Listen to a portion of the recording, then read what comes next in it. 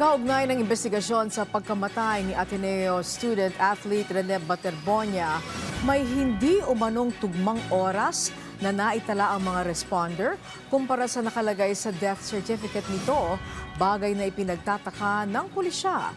Si Bernard Ferrer sa sentro ng balita. Iniimbestiga na ng PNP ang umano'y discrepancy sa oras ng pagkamatay ni Rene Baterbonia, isa sa dalawang student athletes ng Ateneo na nasawi sa pagkalunod habang nasa isang team building activity sa Dipakulaw, Aurora noong June 8. Sa pagdinig ng Senate Committee on Basic Education, inilahad ng mga investigador na na-recover si Baterbonia bandang 3:40 p.m. Gayunman, nakasaad sa kanyang death certificate na 3:33 p.m. ang oras ng kanyang pagkamatay. Ayon sa pulisya, kasalukuyan nilang nililinaw ang nasabing pagkakaiba sa pamamagitan ng mga pahayag ng mga medical personnel na rumisponde, mga record ng ospital at paliwanag ng doktor na nagpatunay sa oras ng kanyang pagkamatay. We do not intend to speculate on this discrepancy until the relevant records and witnesses have been completely evaluated. So sa hospital records say 3:33 p.m. but in your investigation it's closer to 4 p.m.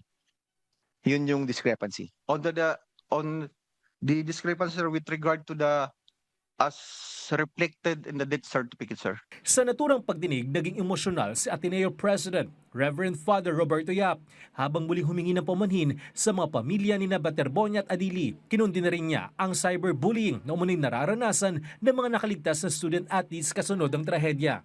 We unequivocally condemn these acts because they only deepen the pain of those already grieving by spreading disinformation and causing further harm.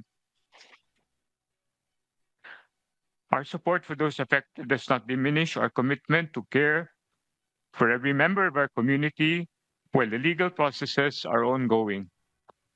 Beyond the legal and regulatory processes, our objective is to understand what happened, learn from this tragedy, and strengthen the system. Ibinahagi rin ni Yap ang mga hakbang na ginawa ng Ateneo para tulungan ang mga pamilya ng mga biktima, kabilang ang pagdalaw sa burol, pagdaraos ng misa, pag-aayos sa pag-uwi ng mga labi, at pagbibigay ng iba pang logistical at pastoral support. Samantala, nanawagan si Senate President Win Gatchalian sa Department of Education na unahin ang mga lugar na may mataas sa insidente ng bullying sa pagkuha at pag-deploy ng mga School Counselor Associate 1. Ang panawagan ay kasunod ng paglalabas ng Civil Service Commission ng qualification standards para sa naturang posisyon na nilikha sa ilalim ng Basic Education Mental Health and Well-Being Promotion Act o Republic Act No. 12080 para matugunan ang kakulangan ng guidance counselors at mapalakas ang pagpapatupad ng school-based mental health program. Batay sa pag-aaral ng Second Congressional Commission on Education at EDCOM-2, kabilang sa may pinakamataas na insidente ng bullying,